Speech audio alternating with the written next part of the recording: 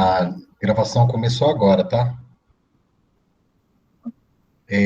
Bom, eu concordo, eu acho que a Ianca poderia apresentar primeiro, ela traz Sim. uma base mais teórica e depois, e o Vitor, ao invés dele ficar primeiro, ele vai lá para junto com o outro trabalho dele, não é isso? Então, Isso, pode ser os dois últimos, se ele concordar. isso. Se eu pudesse ficar um pouquinho mais para frente, eu agradeceria, né? Mas tudo bem. Veja como é que fica aí no cronograma de vocês. São só 26 trabalhos, acho que hoje a gente termina com tempo para discutir no final. Que é outra sugestão minha, a gente discute no final todos em conjunto, vocês anotem as questões, para que, né, como vocês viram terça-feira, depois, se sobrar tempo, a gente avança na discussão.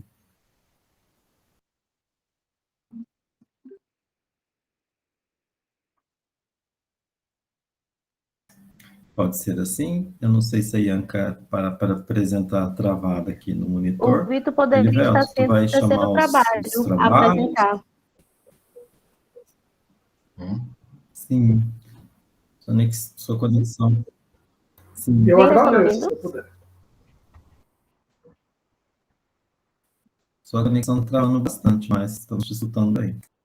Gente, desculpa, porque hoje realmente a minha conexão tá péssima, tá? Perdoe-me. Mas eu vou começar então aqui, ok? As ações, certo? Aí o Vitor, ele vai estar sendo o terceiro trabalho, tá ok? Então, deixa Só uma pergunta, professores. eu Vai manter a apresentar aqui ordem minha tela que para vocês. a gente... Eu vou desligar o vídeo para ver se melhora. Então, pelo que a gente está dialogando, a sequência ficaria assim, olha, o uso do geoprocessamento, né, das análises da geografia da saúde seria o primeiro, na sequência viria o da Juliana Freitas, sobre o Kobo Toolbox, depois inteligência geográfica na administração pública, depois geotecnologias como ferramentas a serviço do planejamento urbano, depois os dois trabalhos sobre o Acre. Seria uma pequena inversão de trabalhos para tentar criar uma sequência mais direta. Tem alguém que é contra?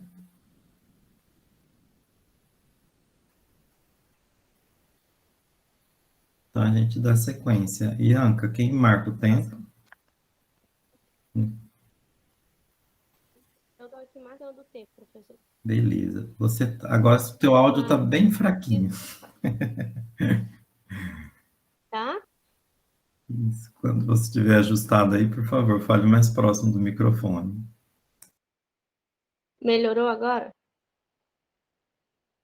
Sim, está melhor. Pode começar quando puder. Ok. Vocês estão conseguindo ver minha tela, né? Sim.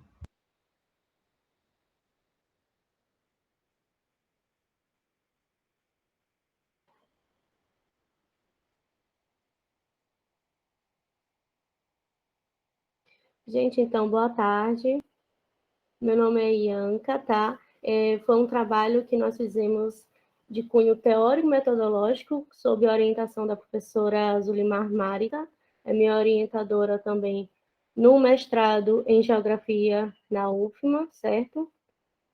E a questão do uso do geoprocessamento nas análises da geografia da saúde é muito discutido no quesito de saber o porquê utilizar dessas ferramentas, a razão de utilizar dessas ferramentas. Mas antes disso, a gente gostaria de tecer alguns comentários de cunho introdutório, no sentido de que a geografia ela é uma ciência que abrange, né, na verdade, uma ciência interdisciplinar, tem cunho interdisciplinar. Ela visa analisar, correlacionar, interpretar e compreender diversos acontecimentos e problemáticas socioambientais. Né? E quanto a essa característica que a geografia possui, Santos ele a denomina como província do saber. E pegando esse gancho de Santos, denominando-a como província do saber, nós temos aqui a geografia da saúde como o produto, a união dos conhecimentos geográficos, das análises geográficas com a medicina, isso ao longo do tempo. E Rodrigues, 2014, vai fazer uma discussão defendendo de que as ocorrências epidemiológicas, elas são completamente, podemos dizer assim, influenciadas pelo espaço geográfico, justamente o espaço produzido pelo homem. Este influencia, né, o espaço e é influenciado pelo mesmo. Então, há uma correlação. Então, o espaço ele atua também como um certo determinante nas ocorrências epidemiológicas. E a geografia da saúde, ela entra com o cunho de buscar compreender a multicausalidade desse processo de saúde e doença que ocorre nesse espaço geográfico. E para somar com suas análises, tem como subsídios justamente as ferramentas do geoprocessamento, né, para poder ter como produto a distribuição espacial, compreender como que essas ocorrências epidemiológicas estão dispostas, estão distribuídas no espaço. Como procedimentos metodológicos, definimos como descritivo bibliográfico o trabalho que executamos, que elaboramos. Primeiramente, fizemos a coleta, né, dos dados da COVID, que foi o exemplo que nós iremos aqui apresentar como aplicação, né? Não que seja essa a única forma de aplicação, mas é um dos exemplos que nós iremos tecer aqui no trabalho de aplicação das ferramentas, de como a gente pode estar utilizando a ferramenta de geoprocessamento na análise de doenças epidemiológicas. Então, primeiramente, utilizamos, né, a coleta de dados, fizemos a coleta dos dados da COVID por meio dos boletins epidemiológicos da Secretaria Estadual de Saúde. Fizemos o levantamento bibliográfico, né, uma vez que é um trabalho de cunho teórico-metodológico, então analisamos alguns artigos, algumas monografias que falam e tecem alguns comentários e discussões sobre essa temática, buscando na Biblioteca Virtual em Saúde, BVS, e também nas bases de dados da Cielo. Para fazer a análise e aplicação do geoprocessamento, primeiramente utilizamos as ferramentas do Microsoft Excel para poder fazermos o tratamento, filtragem dos dados. E a espacialização fizemos no software QGIS, na versão 3.16. Como conceitos e aplicações, nós temos aqui Silva, 2009, e nesse conceito de Silva, nós podemos observar duas características. A primeira é operacional, né, onde ele vai destacar que o geoprocessamento ele vem ser um conjunto de conceitos, né, que ele atua também nas bases de dados georreferenciados. Então, essa parte de atuar na base de dados georreferenciados ou mesmo georreferenciar esses dados por computação eletrônica, nós temos que, no caso, a contribuição das ferramentas de geoprocessamento na parte operacional da minha análise, na parte operacional da análise das pesquisas em saúde. Essa é uma das contribuições. Então, nós temos a primeira, que é a operacional. Transformar aqueles dados, né, que outrora não estavam georreferenciados e georreferenciá-los. E a outra característica é a formal, como transformar aqueles dados em informações, construir conhecimentos através da espacialização desses dados. É justamente um dos principais objetivos. Então, Silva, ele traz um conceito que, podemos dizer assim, amplo e completo no quesito do que seria o subsídio do geoprocessamento na análise em saúde, tanto na questão operacional quanto formal, tanto na base de dados, né, georreferenciá-los, quanto também na construção de informações. Como aqui destacamos, o geoprocessamento ele gera informações por meio da sua espacialização. E Barcelos e Bastos, eles destacam outras características mais. Eles dizem que a fim de alcançar inferências próximas ao que de fato ocorre na realidade. Então, já traz também outras contribuições que o geoprocessamento pode estar trazendo nas análises em saúde. Nardi Pascoal já vem destacando a questão do auxílio no planejamento e gestão dos recursos aplicados à saúde. Borges e Moraes já vem falando a questão do padrão, de poder visualizar se há um padrão espacial ou não, ou seja, são inúmeras contribuições que nós temos ao utilizarmos, ao fazer usos dessas ferramentas nas nossas análises em saúde. E aqui nós temos um exemplo, né, de aplicação dessa ferramenta. Aqui nós temos a análise dos casos de Covid-19 no estado do Maranhão, no período de 30/6/2020. Aqui nós podemos ver que ao centro, né, do estado temos uma concentração, também aqui bem ao norte, um pouco a leste, nós temos também a concentração desses casos, certo? Sendo mais nitidamente uma concentração maior, aqui com cerca de 13.050 casos, e aqui basicamente é no município de São Luís. Essa parte onde está mais em vermelho aqui são os óbitos, certo? E os casos. Isso em 2020, tá? Quando não estava ainda no início da pandemia. Em 2021, nós já percebemos que houve um avanço considerado de 2020 para 2021, em março de 2021. Então, essa percepção nós temos por meio da espacialização que é feita através das ferramentas de geoprocessamento. O que não teríamos se fizéssemos apenas uma análise no quesito quantitativo, apresentando apenas tecendo a apresentação nos gráficos e apenas números.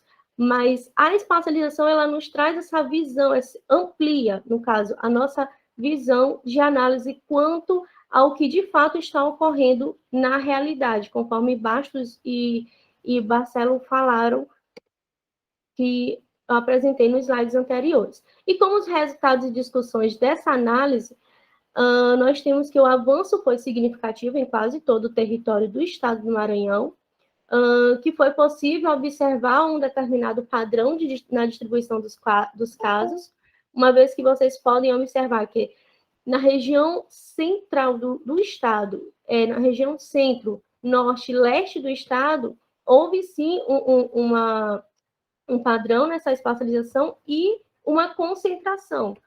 Então, foi possível observar um determinado padrão na distribuição dos casos e identificou-se as áreas que possuem nível elevado no quantitativo de casos de Covid-19, destacando as regiões norte e centro maranhense. E o rápido crescimento do número de casos de Covid-19 registrados durante um ano de pandemia. Foi nítido a gente poder observar esse rápido avanço que teve dos casos de Covid-19 de 2020 para 2021. Como considerações, para concluir que o meu tempo já está acabando, temos a importância do uso, né, das ferramentas de geoprocessamento nas análises em saúde, atribui a confiabilidade significante às pesquisas da geografia da saúde, a qual busca correlacionar as interações socioambientais. E por meio destas ferramentas, nós podemos identificar o padrão comportamental da doença e as áreas que possuem elevado registro de casos. Certo que esses são dois dos principais fatores que a gente pode estar analisando por meio do uso das ferramentas de geoprocessamento, mas vai muito além disso também. Por isso que aqui nós colocamos que a análise espacial amplia o campo de análise em saúde. E por meio do geoprocessamento, podemos obter essa compreensão do comportamento das variáveis que mais incidem sobre a ocorrência de determinadas doenças, podendo até identificar suas possíveis causas por meio da análise espacial. E aqui foram algumas referências que nós utilizamos para realizar o trabalho, e agradeço a atenção de todos. Muito bem, Bianca, foram 12 minutos, né? Está dentro do nosso tempo. E agora a gente passa para Inteligência Geográfica na Administração Pública. Marcele, Rayane e Antônio Carlos estão? Sim, professor, estou aqui sim. Marcele. Ah, maravilha. Aproveito também e cumprimentar os colegas professores, Maria José já está aí, e o professor Marcos também, da Federal de Santa Maria. Oi, boa tarde. Prazer de estar aqui com vocês.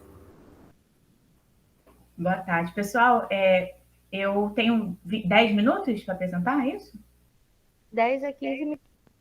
Tá ótimo, então. Muito obrigada.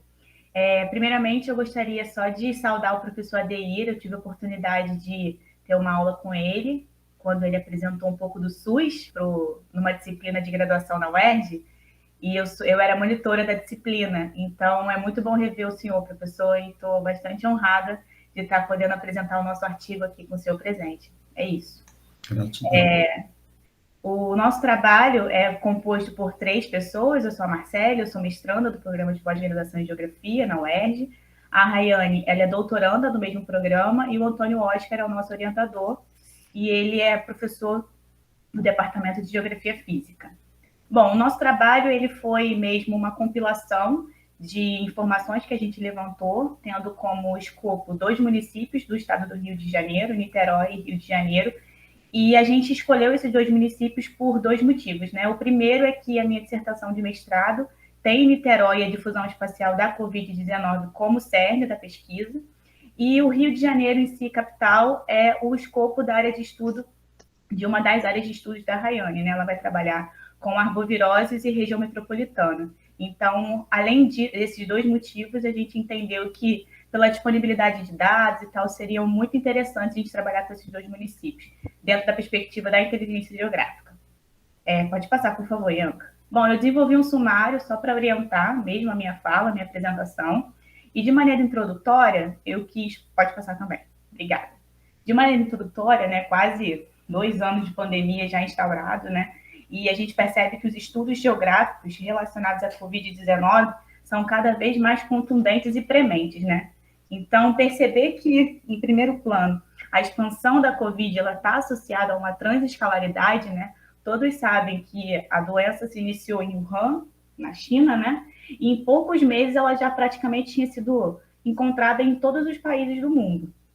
Então, dado esse fluxo aeroportuário, que foi a rota preferencial inicial da doença, então a gente teve esse fluxo aeroportuário que saltou de escala, né, a partir do conceito de Neil Smith.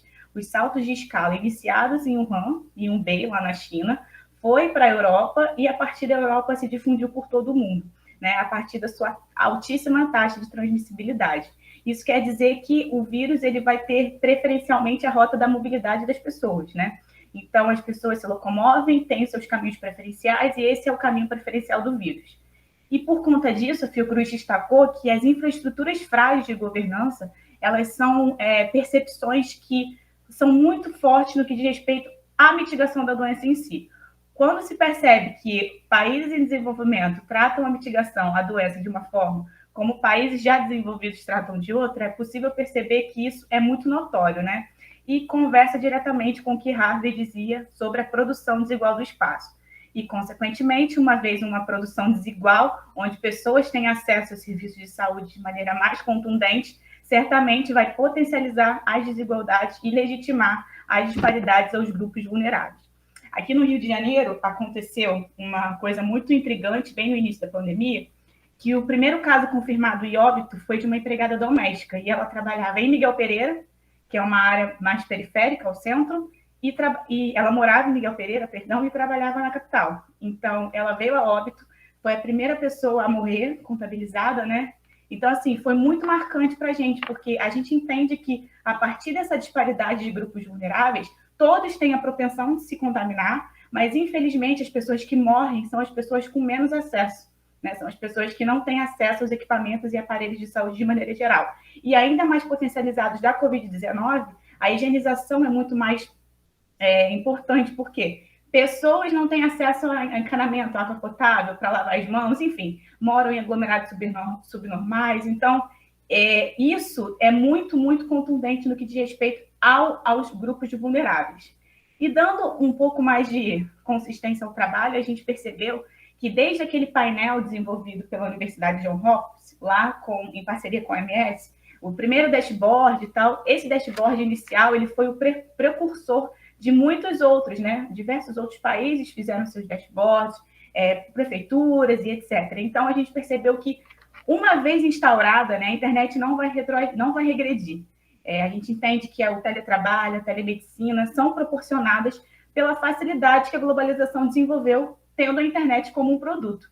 Então, a geotecnologia na administração municipal ela foi muito mais fomentada, uma vez que prefeituras, né, governos de maneira geral, conseguiam desenvolver suas políticas, principalmente da Covid, como escopo do trabalho, a partir das geotecnologias. Por favor, Ianca. Bom, só para trazer um pouco mais de clareza ao estudo, eu fiz esse mapa em cinza mais escuro. São os municípios que incorporam os municípios que compõem a região metropolitana do estado do Rio de Janeiro. Acima, temos o limite municipal de Niterói e abaixo o município do Rio de Janeiro.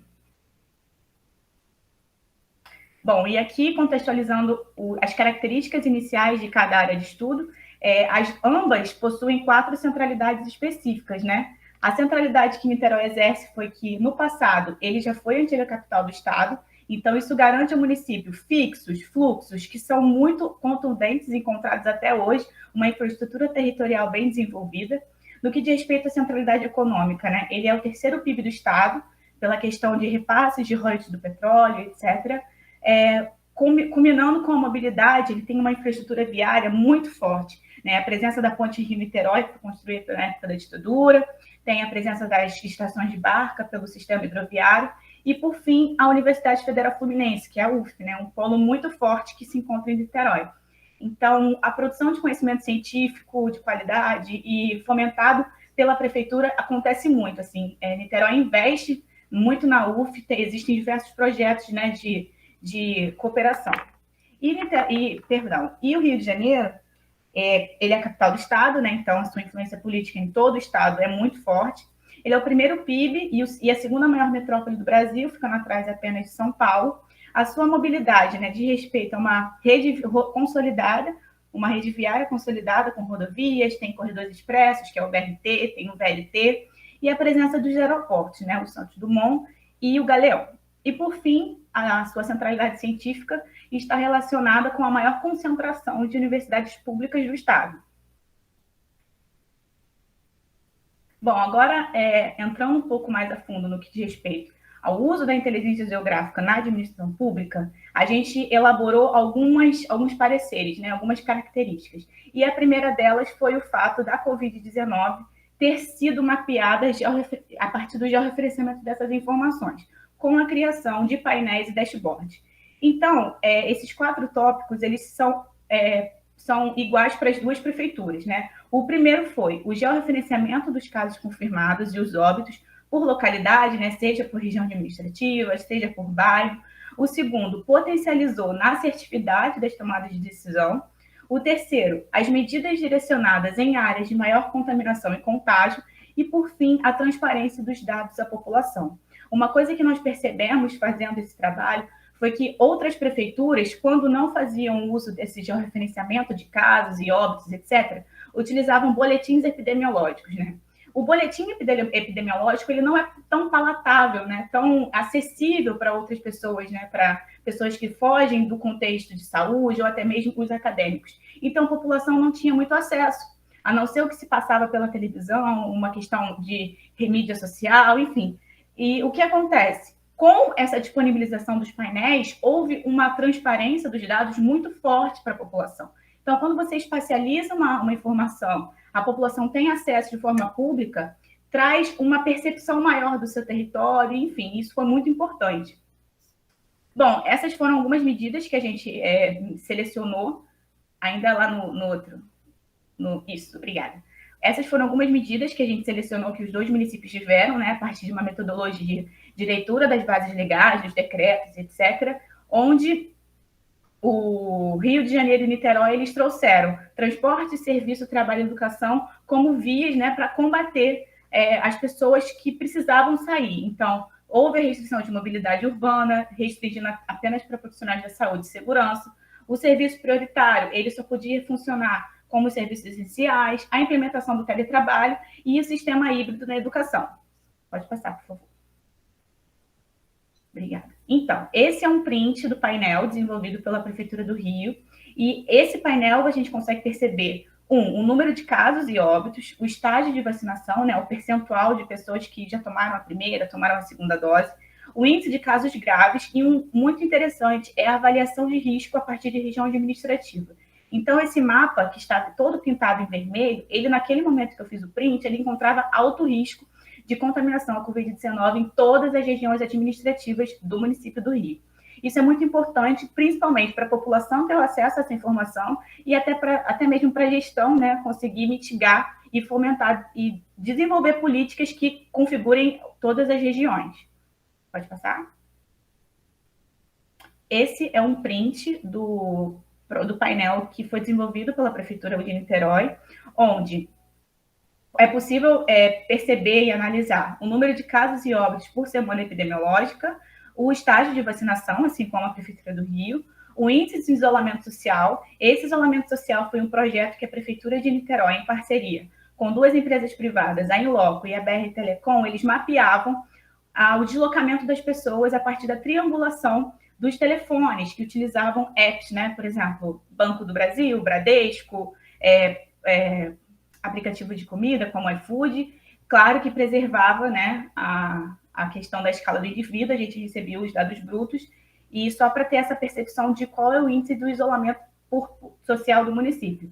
E o último tópico foi um outro projeto da Prefeitura, em parceria com a Fiocruz e o Grupo Águas de Niterói, que era o estudo da presença de RNA viral no esgoto. Ou seja, a partir de coletas de estações de tratamento, era possível perceber onde se tinha maior ou menor incidência do RNA viral e, consequentemente a isso, era possível fazer políticas mais intensas em determinados lugares. Pode passar? Obrigada. E, por fim, como resultado, né, a gente percebeu que, de maneira geral, o acompanhamento desses casos de coronavírus por meio dos painéis geoinformatizados puderam subsidiar as tomadas de decisão desses 2 municípios em questão. Houve a implementação, né, com a implementação foi possível analisar as potencialidades de mitigação e enfrentamento de forma assertiva, respeitando a dinâmica de adoecimento a partir de atributos localizáveis, né, toda essa questão relacionada à espacialização do dado.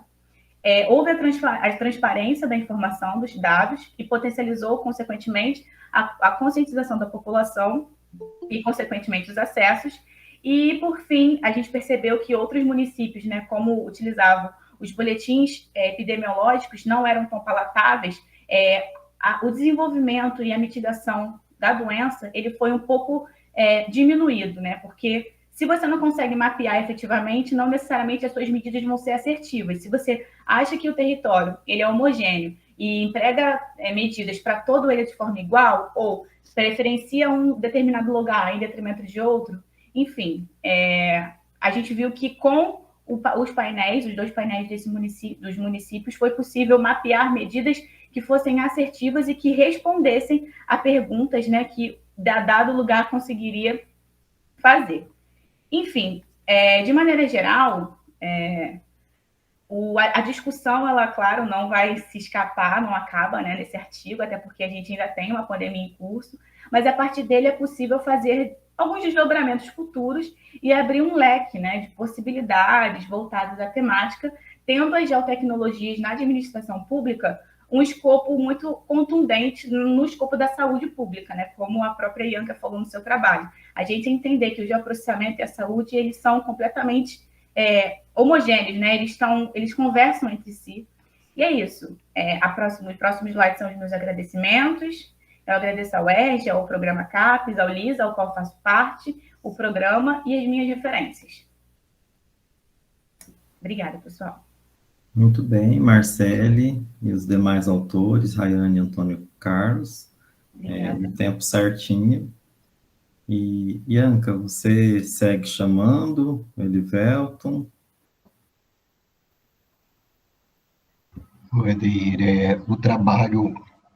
O segundo trabalho, na verdade, era aquele trabalho Kobo Toolbox, não é não?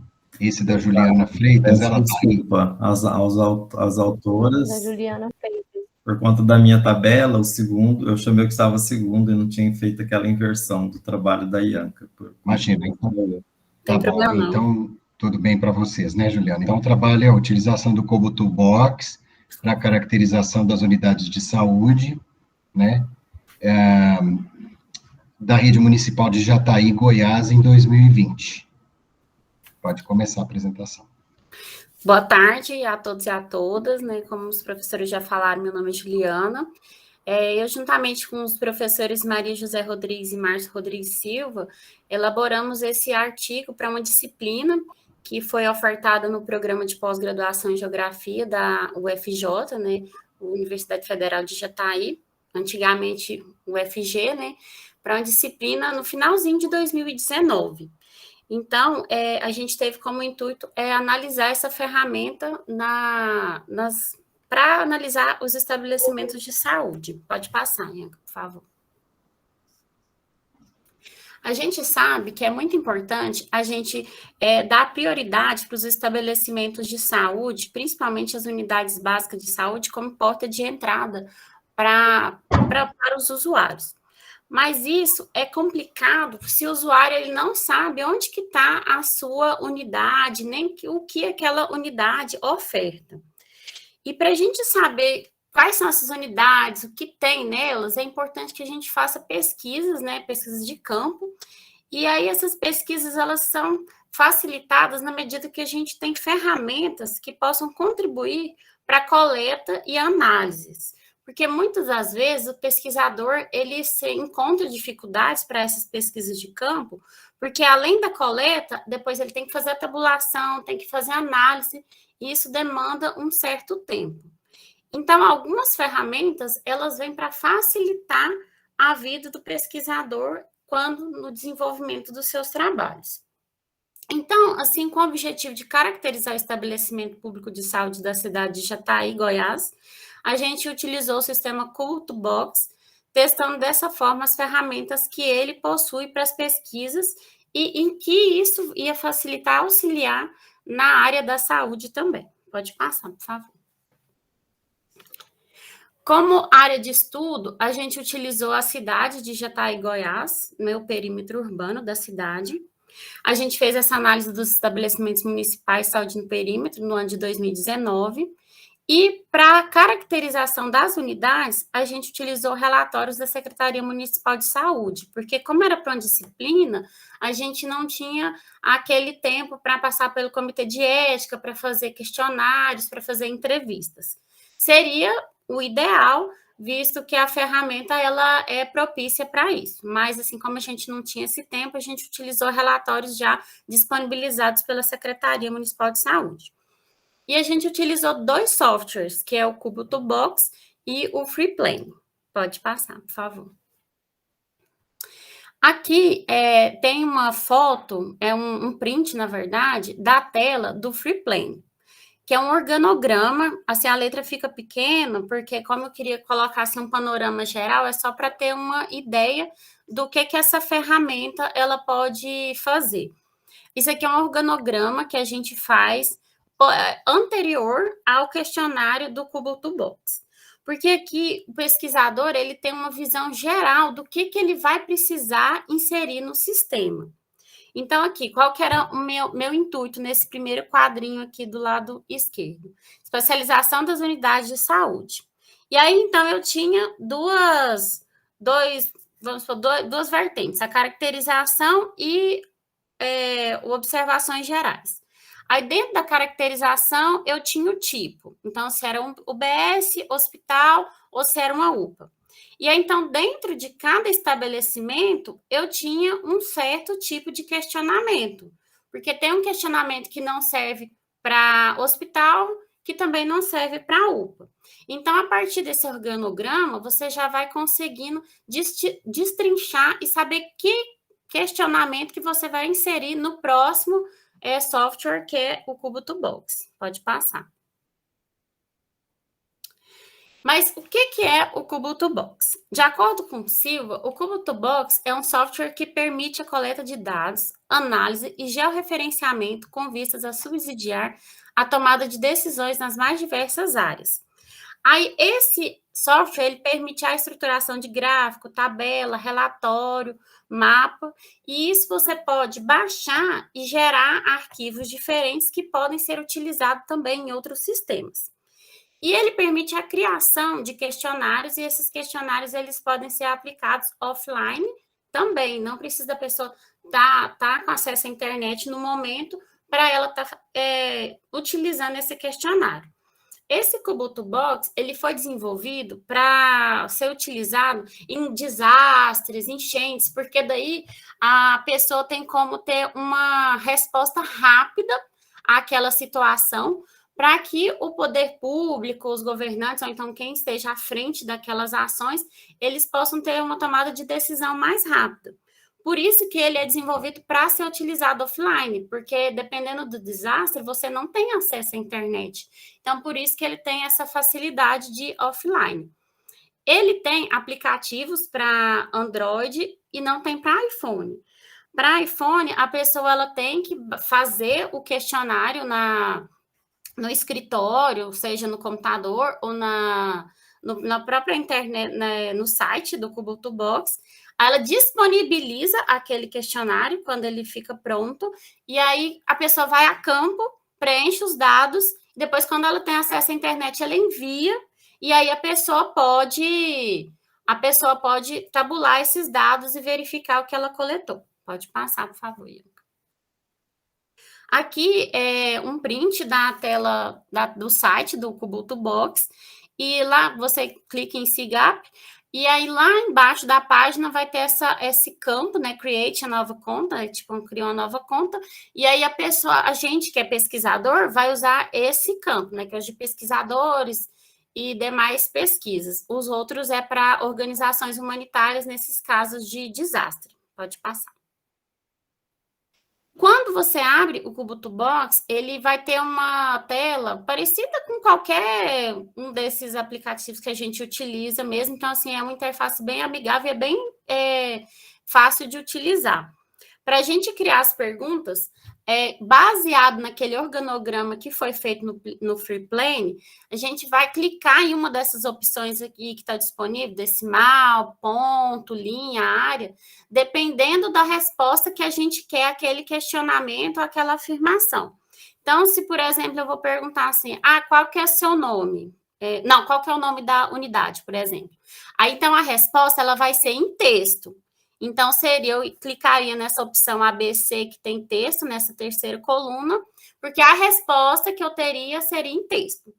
Mas se a pergunta se fosse um número, a resposta. Quantos profissionais de saúde eu tenho na unidade básica da Vila Fátima? São 5. Então, aí eu clicaria em número, porque a resposta seria em número.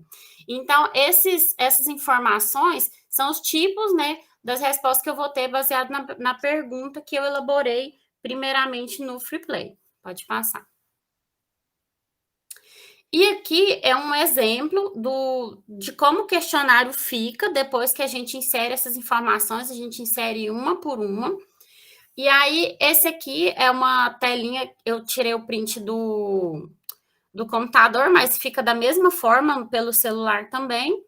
Aí você consegue também, de dentro desse aplicativo, ou então baixado do site, você consegue tirar a foto, consegue marcar o ponto naquela localidade, ou se você tiver o ponto, você pode digitar onde está a latitude e longitude, que daí já vai marcar o ponto nesse mapa do questionário. Pode enviar, ou pode passar, por favor. E aí, aqui, já é um print, né, da tela com a tabulação dos dados, com a tabulação dos dados de acordo com o que você coleta. Aí ele vem essas informações, se você quer em formato de tabela, relatório, galeria, o que está disponível para transferência, que seria os mapas e as fotos que você tira de dentro do questionário. E aí também tem o resumo, o formulário em si que você elaborou, os dados e algumas configurações. Aqui, ele assim, ele é bom porque ele já faz toda essa parte, você pega, coleta, ele já faz essa tabulação, já coloca na tabela, só que é tudo bem simples. Então, assim, o pesquisador, de qualquer forma, algum trabalho ele vai ter que ter, não tanto quanto se fosse todos, tabular tudo, mas, assim, um certo trabalho tem que ter, porque, assim, ele é mais simples. Pode passar, Ian. Então, esse banco de dados, ele é disponibilizado em formato XLS, CSV, anexo de mídia, e aí você pode analisar em outros sistemas, como eu falei, o Excel e SPSS também. Pode passar, por favor. Aí, como resultado, né, nós tivemos que aqui em Jataí, que são poucas unidades, né, a gente tem 9 unidades básicas, né, de saúde, e esse mapa, que eu não chamaria mais de mapa, né, assim, porque ele não tem Rosa dos Ventos, não tem escala, legenda, mas, assim, seria uma figura, né, que tem o indicativo dos pontos que foram coletados durante a pesquisa. Mas isso é o que ele... Por isso que eu falei, assim, que é o mais simples, mas ele tem algumas ferramentas... São ferramentas importantes, mas, assim, é mais simples, né? Se não seria um mapa, seria considerado como uma figura. Pode passar. Aí tem as fotos, né, de algumas unidades no trabalho completo, tem todas as fotos. Aqui coloquei uma foto da UBS, da Policlínica, do Hospital das Clínicas e da unidade da UPA de pronto atendimento, só para ilustrar mesmo. Pode passar. E de acordo com os questionários, de acordo com os questionários que a gente preencheu, de acordo com os relatórios que foram emitidos pela secretaria, a gente tem que a maioria dos atendimentos, né, são na UBS Vila Fátima e na UBS do Conjunto Rio Claro. Esses são os nomes populares, né, dessas UBS, que todas elas têm nomes de pessoas ligadas à saúde, e com essas informações, dá para o poder público se articular para ver essa questão da localidade, qual a UBS que está mais sobrecarregada do que a outra, quais os pontos que tem também que precisa de novas unidades, juntamente com aquela figura do slide anterior. Pode passar, por favor. Aqui são os profissionais que atendem no Hospital das Clínicas, que hoje já é um hospital estadual, que ele passou a ser estadual, e é que a maioria dos atendimentos nesse hospital é de ortopedia, né, da infectologia e de ginecologia e obstetrícia também, aí, pediatria, ortopedia, infectologia e ginecologia e obstetrícia. São os profissionais que mais atendem as pessoas dentro do Hospital das Clínicas. Pode passar. Como considerações finais, a gente viu que essa ferramenta ela facilita a coleta de dados, a estruturação do banco de dados. É uma ferramenta flexível, gratuita, né? Porque é muito importante que muitas das ferramentas que estão disponíveis, elas precisam de licença.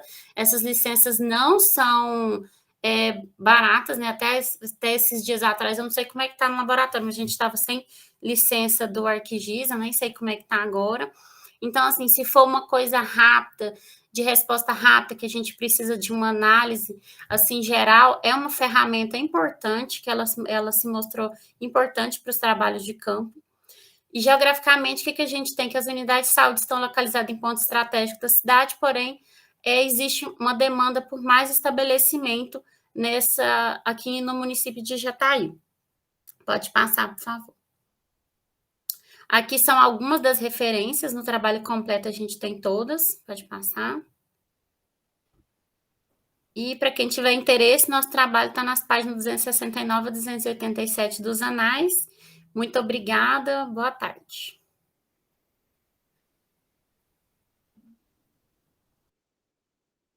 Obrigada. Gente, vocês estão me ouvindo? Sim. Tá, ok. É porque na minha conta pessoal eu estou pelo celular e os slides estou passando aqui pelo computador, por isso que fica... eu tenho que esperar a apresentação terminar para poder permitir a entrada das pessoas aqui na sala. Tá bom? Mas agora vamos prosseguir para a próxima apresentação.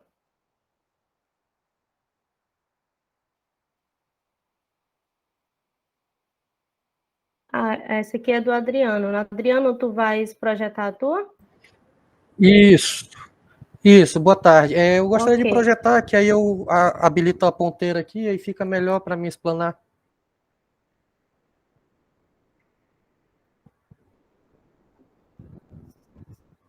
Pronto. Tá joia. Já apareceu aí para vocês? Aqui ainda não. Já tá aparecendo. Tá joia. Apareceu, né?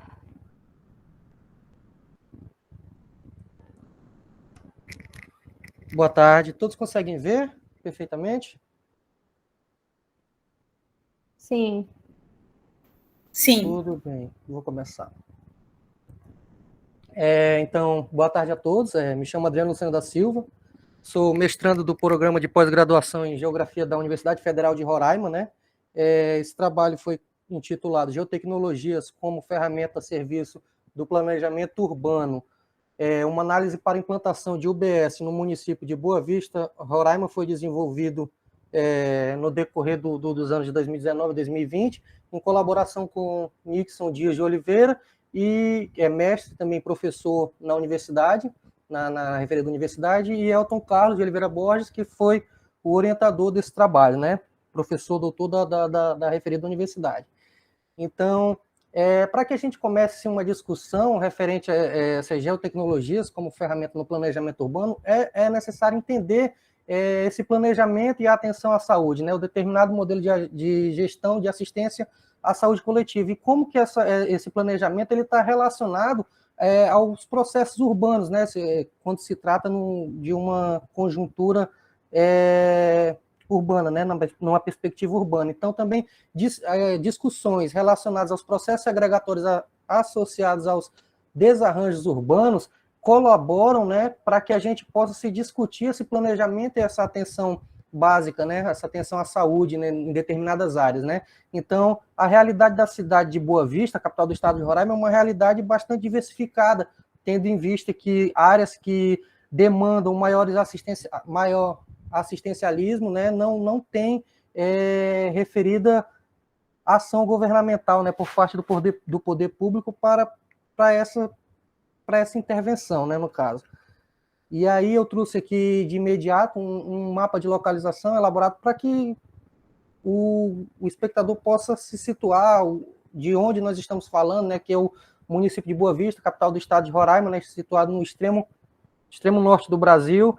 Então, a partir dessa perspectiva, o objetivo geral do trabalho estava em avaliar a distribuição das unidades básicas de saúde no perímetro urbano de Boa Vista, em julho de 2019, identificando os territórios com maior demanda pela implementação de novas unidades, conforme critérios demográficos e assistenciais médicos, né? E aí também originou-se dois objetivos específicos, né? Reunir e discutir parâmetros de localização para a implantação de novas UBS e indicar ao longo do tempo e do espaço a evolução da implantação das UBS no perímetro urbano de Boa Vista. Então, esses foram os objetivos que foram desenvolvidos no trabalho, né?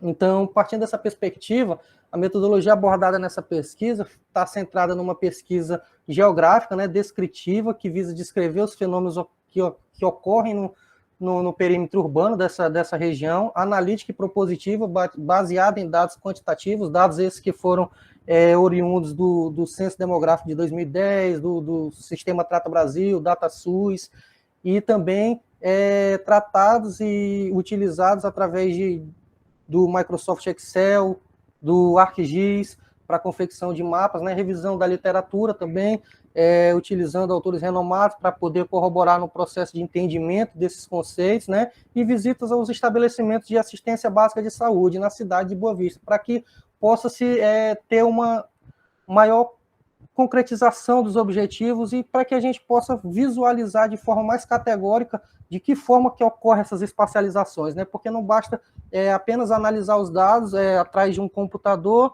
e deixar de lado a realidade empírica da sociedade. Então, partindo dessa perspectiva, a promoção da saúde pode ser definida, né, como atividades dirigidas às transformações dos comportamentos dos indivíduos quanto ao estilo de vida no meio familiar e no meio cultural da comunidade em que vive. Então, Pini Santos, para para a Pines Santos, a análise espacial tem sido de grande ajuda para a área da saúde, permitindo a integração dos dados populacionais, ambientais e socioeconômicos, e promovendo o interrelacionamento das informações dispostas por vários bancos de dados. Então, a análise espacial, juntamente com esses dados da sociedade, expressa de forma cartográfica, ela pode colaborar de forma gigantesca para o entendimento das realidades existentes no seio da sociedade. Então, nessa perspectiva, o acesso ao serviço de saúde é fortemente influenciado pelas condições sociais das pessoas e pelo local no qual residem, afirmando ainda que o acesso pode ser influenciado pela renda e pela escolaridade. Então, isso é o que a gente vai tentar explanar nos mapas, né? Como é que está sendo feito esse acesso, essa distribuição espacial dessas unidades para atender de forma efetiva quem realmente precisa, porque não basta apenas distribuir uma unidade básica de saúde em cada bairro, sendo que demandas elas se perpetuam no espaço de forma desigual, né? Então, para um acesso de qualidade à saúde, as unidades precisam estar onde as pessoas moram ou trabalham, né? Então, não basta que se faça distribuições aleatórias de unidades básicas de saúde. É necessário que tenha uma correlação com a real necessidade demandada pela sociedade. Então, conforme Neves vai destacar que equipamentos urbanos comunitários, né, são os equipamentos públicos de educação, cultura, saúde, lazer e similares. Então, um equipamento urbano desse contribui para a criação de ambientes urbanos com maior qualidade social. Então, esses equipamentos eles vão contribuir para uma busca, né, mesmo que sendo utópica, de uma equidade social. Então, aqui, já partindo para os resultados da presente pesquisa, então, segundo a Secretaria Municipal de Saúde de Boa Vista, né, RR, em julho de 2019, no perímetro urbano, encontrava-se 34 UBS. Então, essas UBS estão espacializadas aqui por todo o município de Boa Vista. Vou dar um zoom aqui para que fique melhor. Então, aqui é o município de Boa Vista. Então, essas 39 UBS, elas estão espacializadas aqui por todo esse perímetro urbano, né? Mas aí a gente vai buscar analisar de que forma que foi espacializada essas UBS e quais os critérios que foram analisados, né? E se, de fato, ela corrobora, né, para um desenvolvimento mais igualitário e equitativo da sociedade. Então, ao analisar a distribuição das UBS, é notória a sua proximidade das vias arteriais e coletoras. Entretanto, ao serem traçadas áreas de abrangência com raio de 1.000 metros, foi verificada uma grande sobreposição em algumas áreas e grandes vazios em outras. Então, aqui, ó, quando pegamos a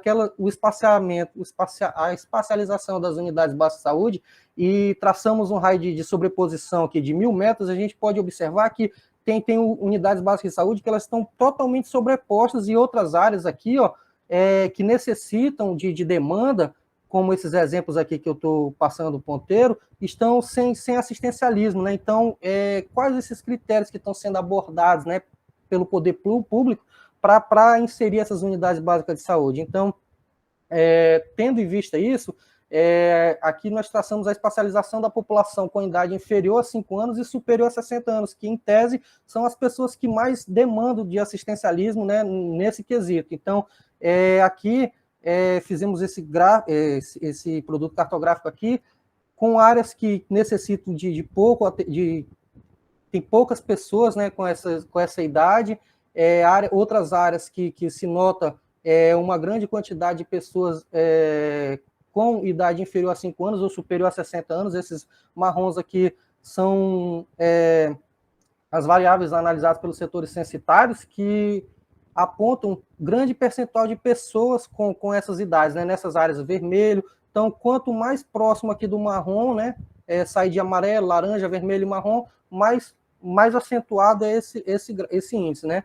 E aí, consequentemente, aqui a gente fez uma espacialização em mulheres de idade fértil, né, também, que, consequentemente, aparenta-se, né, uma sobreposição aos outros quesitos analisados também, sempre demandando para essa região oeste, né, conhecido como a Zona Oeste de Boa Vista, que é a área, bem dizer, periférica, né, usando esse termo aqui, a franja urbana, é a área onde mora a sociedade menos favorecida pelo poder financeiro. Então, essa daqui pessoas com renda entre meio e um salário mínimo, né? Pode ver também que está todo localizado nessa área, sendo que essa área aqui, basicamente, é a periferia rica, né? Que a gente costuma falar aqui, dessa região. Então, aqui a gente propôs um índice de vulnerabilidade da saúde em macro-regiões do município de Boa Vista, né? Aqui é a macro-região aqui que abrange a parte leste, a parte sul, a parte norte do município de Boa Vista, né? O índice aqui de muito elevado, graus muito elevados, ele pouco se aparece aqui nessas regiões, diferentemente da zona, dessa grande malha aqui, que é a zona oeste do município de Boa Vista, né? Que o índice muito elevado, ele se acentua em bastantes localidades aqui, né? E aqui, essa daqui de baixo é o índice de vulnerabilidade da saúde, né? Que denota os espaços que têm esgotamento a céu aberto ainda no século XXI, né? Ainda é algo inadmissível. É uma realidade para uma capital estadual, inaceitável que ainda se tenha esses setores com esgotamento a céu aberto. E aí, trazendo aqui o principal objetivo de todo esse mapeamento é para que a gente conseguisse chegar nesse produto, que é a demanda pela implementação de UBS em Boa Vista, Roraima, né? Então, essas áreas em marrons são as áreas que mais demandam essa implementação, por mais que lá naquela imagem anterior, na qual eu sobrepus, que foi sobreposto um raio de 1.000 metros de abrangência, né? Era notório que havia várias UBSs aqui por essa região, porém, muitas das vezes estavam sobrepostas e algumas outras localidades estavam à mercê do assistencialismo, né? E aí, consequentemente, aqui também, nessa região aqui que a gente nota que tem poucas UBSs, também emana a necessidade desse assistencialismo, né, governamental por parte do poder público, tanto na esfera municipal como estadual também. E aí, de considerações finais, né, a gente traz que a demografia variável, mutável, e que apresenta condições diferentes em bairros da cidade de Boa Vista, foi modificada pelo aumento da população, pela esperança de vida e pela evolução etária da população, desde os períodos do início da expansão urbana municipal até os dias de hoje, né? Então, por esse fato, conhecer o espaço urbano de Boa Vista e ter um mapeamento digital das áreas de risco podem contribuir de forma positiva com a qualidade da saúde coletiva da cidade, sendo assim garantindo, né, o acesso à saúde questão de estratégia, planejamento e ordenamento urbano territorial. Então, aqui foram uma das referências utilizadas nessa apresentação, né? Não mais, essa foi a minha apresentação e muito obrigado pelo espaço. Parabéns, Adriano. Agora vamos prosseguir para a apresentação do Victor. Deixa eu transmitir aqui a tela. Victor, tu vais transmitir daí ou tu queres que eu transmita aqui a apresentação? Se você quiser transmitir, tudo bem, pode ser. Certo, tá ok.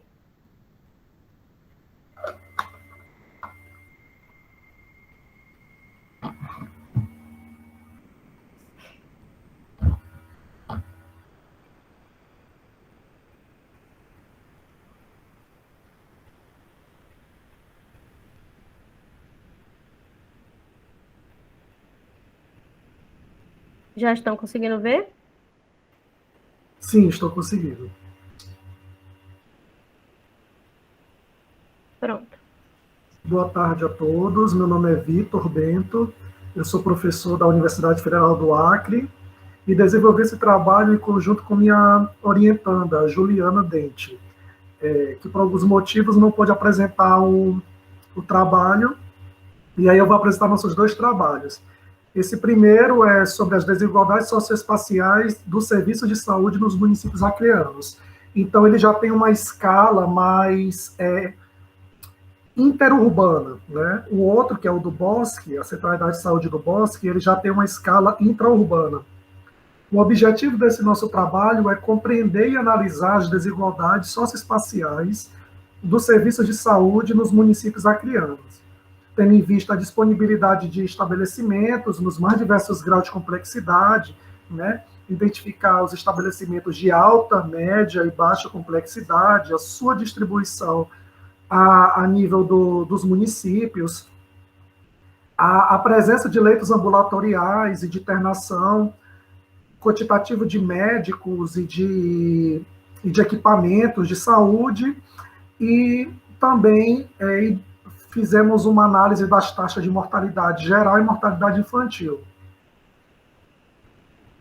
E aí, essa nossa catalogação, ela teve como objetivo justamente isso, desvendar o cenário da saúde a nível do estado do Acre, verificando essas desigualdades, né, entre os municípios, observando também as características geográficas desses municípios, levando em consideração que o Acre é um estado amazônico, é um estado que é caracterizado pelas longas distâncias que são percorridas entre os seus municípios. Alguns desses municípios são considerados municípios isolados por não apresentar ligação terrestre com outros municípios, onde a única forma de deslocamento da população é por via fluvial ou aérea, e isso também impacta diretamente nas internações, né, na busca da população por um serviço de maior complexidade, né, e que pode retratar também na mortalidade da população.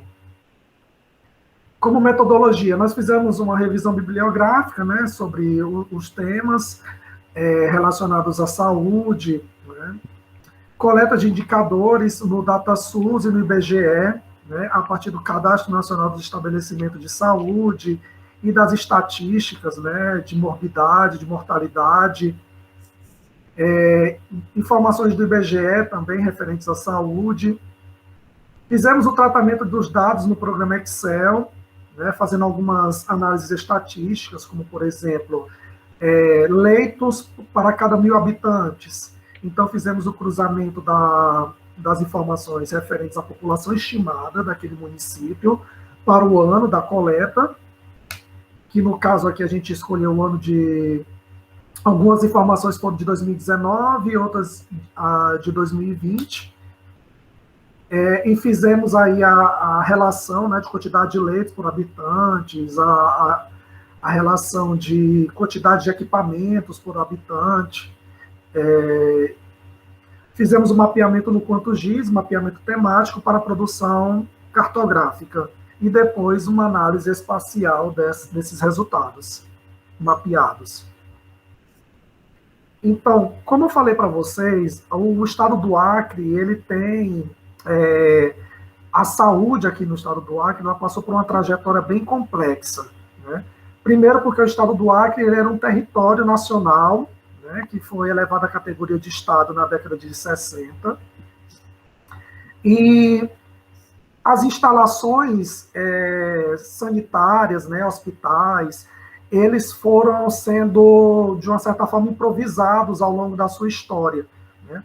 A gente observa aqui, como exemplo, o primeiro hospital, que foi o primeiro local de atendimento médico no estado do Acre, que foi esse barracão, no Seringal Empresa, que era o antigo núcleo de povoamento, que futuramente deu origem à cidade de Rio Branco. E esse barracão foi construído justamente para doação para recuperar os combatentes na época dos embates que estavam acontecendo, da Revolução Acreana, né, a questão de transfusão de sangue, questão de atendimentos médicos voltados para os impactos que esses conflitos com a Bolívia e com o Peru ocasionaram nesses trabalhadores. Na década de 20, nós temos a criação do primeiro hospital de Rio Branco, né, em 1928, o Hospital Augusto Monteiro, né, que depois virou a Santa Casa de Misericórdia, e o Hospital dos Tuberculosos, que foi também o outro... Não, mas não. Uma outra unidade naquela época do período médico-sanitarista. Alguém está com áudio aí, pode passar para a próxima. Rafael, por favor, seu áudio está ligado. Aí nós observamos que atualmente o Estado passou por uma remodelação, né, avanços ao longo do seu processo, e agora nós temos diversas unidades hospitalares que atendem os mais diversos níveis de complexidade, né, desde o pronto-socorro de Rio Branco, né, o Hospital das Clínicas do Acre, que é um hospital de alta complexidade, e a maternidade Bárbara Deodora, que foi fundada na década de 50.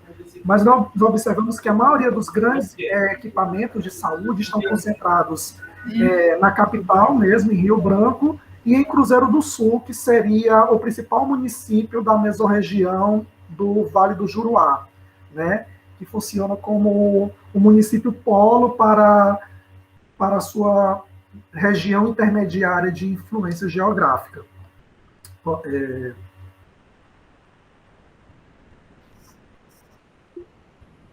Pode passar, por favor. Então, o Estado do Acre passou por muitas dificuldades na implantação das primeiras infraestruturas, e ao longo do século XX foi realizado alguns avanços, né, construção de diversos hospitais. Pode passar, como eu tinha explicado aí para vocês. Aqui nós temos alguns resultados, né, da espacialização de alguns desses indicadores a nível do Estado do Acre. A quantidade total de estabelecimento de saúde, né, nesse primeiro mapa, que soma todos os estabelecimentos, independente da sua complexidade. E nós observamos claramente essa centralidade, né, desses municípios polo, que seria Rio Branco, a capital, e Cruzeiro do Sul, lá na região intermediária do Juruá, né? Nós observamos também, né, o menor quantitativo desses estabelecimentos nos municípios de menor tamanho populacional e municípios considerados isolados, como Santa Rosa do Purus, Jordão e Porto Walter, que não tem acesso viário. Estabelecimentos de saúde com baixa complexidade, que são justamente aqueles que estão mais à atenção básica, né, que são os postos de saúde, as unidades básicas de saúde. Nós vemos também essa repetição desse padrão, né? Pode passar. E assim, sucessivamente, a gente vê de média e alta complexidade, né? A concentração desses estabelecimentos, na medida que eles vão ampliando, né, o nível da complexidade, a gente vai vendo que eles vão se concentrando em poucos centros urbanos. Aqui nós temos o atendimento ambulatorial, né, e os leitos de internação para cada 1.000 habitantes, né? Foi feita essa proporção para a gente ver quais são os municípios que apresentam essa maior deficiência.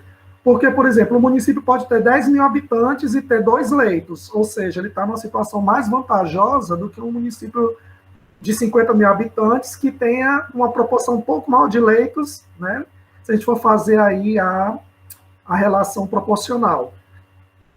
E aí a gente observa, né, que a importância desses municípios polo.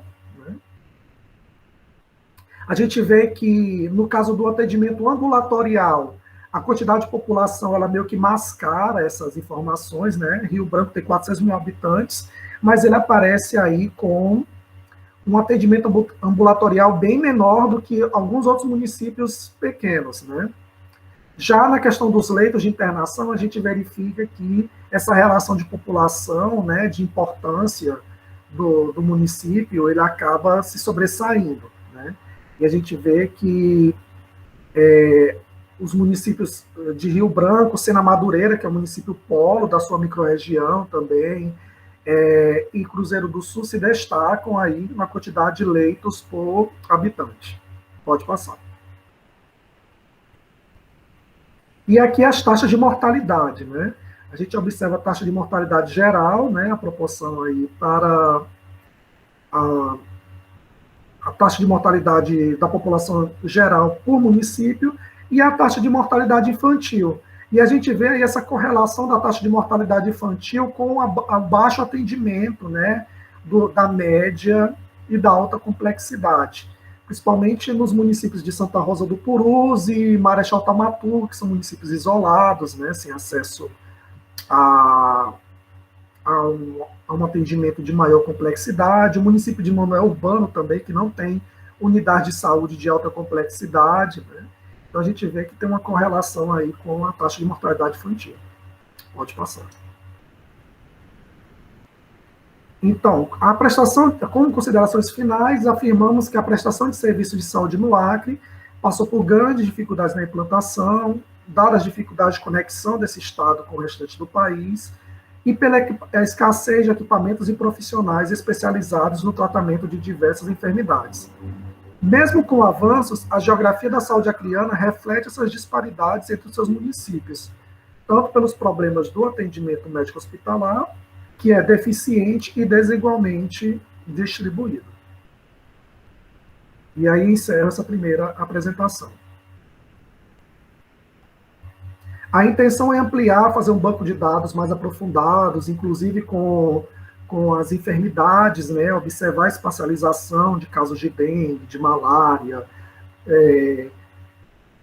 de violência, ou violência feminina, né, violências específicas por gênero, por idade, suicídio. A gente vai espacializar esses dados para ampliar esse banco de informações sobre os municípios acreanos. Podemos prosseguir. O segundo trabalho, ele fala especificamente sobre um bairro de Rio Branco, que é caracterizado como uma centralidade no serviço de saúde, né, dada a concentração e a diversificação de atividades que são presentes em seu território. Então, esse já tem uma análise mais intraurbana. Pode passar. E como referenciais teóricos desse trabalho, a gente pensou a relação de geografia entre geografia e saúde. Como essa relação já veio se desenvolvendo desde a antiguidade, né? Antes mesmo da descoberta, né, dos vírus e bactérias, né, dos agentes patogênicos, tinha-se aquela percepção do impacto que a distribuição, né, das águas, dos mares e dos ares, como falado em Hipócrates, né, a importância do deslocamento dos resíduos sólidos, da captação da água, né, todas essas relações geográficas, elas eram pensadas, né, em relação à saúde. Mas a partir de 1854, com John Snow, né, na Geografia da Saúde, a gente vê aí o processo, né, do mapeamento, né, dessa elaboração cartográfica, dessa identificação dos casos de cólera, né. Entendemos que a centralidade da saúde, no contexto se dá no contexto da distribuição desses equipamentos e dessas estruturas voltadas para atender os diversos graus de emergência, e que elas acabam gerando centralidades dentro da cidade pela sua capacidade de atrair tanto pacientes, quanto médicos, quanto outras atividades complementares, né, que venham a se juntar a essas unidades de prestação da saúde, como farmácias, funerárias, laboratórios, clínicas. Smith, em 1986, trabalhou já essa perspectiva da centralidade da saúde, né, aplicando a teoria do lugar central para tentar entender a distribuição no estado da Califórnia, a distribuição da quantidade de médicos, né, de profissionais da saúde, e a relação com o tamanho dos centros urbanos.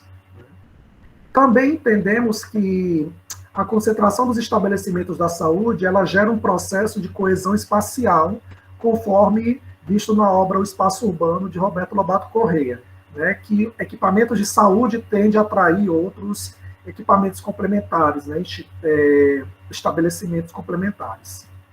E foram utilizados também alguns exemplos, né, dessa centralidade do serviço de saúde em cidades brasileiras. Foi analisado um exemplo de Teresina e de Maringá, né, para embasar o trabalho. Pode passar. E aí a gente observa aqui o mapa do bairro Bosque, né, a sobreposição, né, da imagem do Google Earth, né, o georreferenciamento dessa imagem, e nós verificamos aí a presença de alguns equipamentos, né, públicos, alguns hospitais públicos e privados que foram sendo estabelecidos nesse bairro. Para contextualizar o Bosque, nós observamos aqui nesse mapinha, no canto esquerdo, no canto direito, que ele está localizado perto do centro de Rio Branco. Como o centro de Rio Branco ele tem uma área muito reduzida, é natural que as atividades econômicas e comerciais elas se extravasem esse perímetro, né? Então, o Bosque seria seria uma espécie de centro expandido né, para onde se desenvolveu algumas atividades econômicas, né, tanto que ele é considerado aqui como se fosse um subcentro comercial. Porém, ele, apesar de ele ter essa diversificação de atividades, ele tem um foco nas atividades de saúde, que já vêm sendo historicamente desenvolvidas nesse bairro. Na década de 50, né, onde foi construída a maternidade Bárbara Eliodora, que foi o primeiro estabelecimento de saúde. Também na década de 50, olhando os mapas antigos de Rio Branco, a gente conseguia encontrar a presença na planta cadastral de Rio Branco, o Hospital de Psicopatas, né, que era para tratamento de doenças psicológicas, que depois foi transformado no Hospital Oswaldo Cruz, que depois virou o pronto-socorro de Rio Branco. A Santa Casa de Misericórdia, que saiu do centro da cidade, foi implantada no Bosque, na década de 60, e o Hospital Privado Santa Juliana, na década de 60 também. O Bosque também abriga alguns grandes laboratórios, como o LACEN, Laboratório Central, e o Hemoacre, além de diversos hospitais privados, né? O Centro de Atendimento da Unimed, Pronto Clínica, e a Galeria Castro, que é um complexo de consultórios de múltiplas especialidades. E foi identificada também essa coesão espacial através das farmácias, funerárias, consultórios e revendedoras de planos de saúde. Pode passar.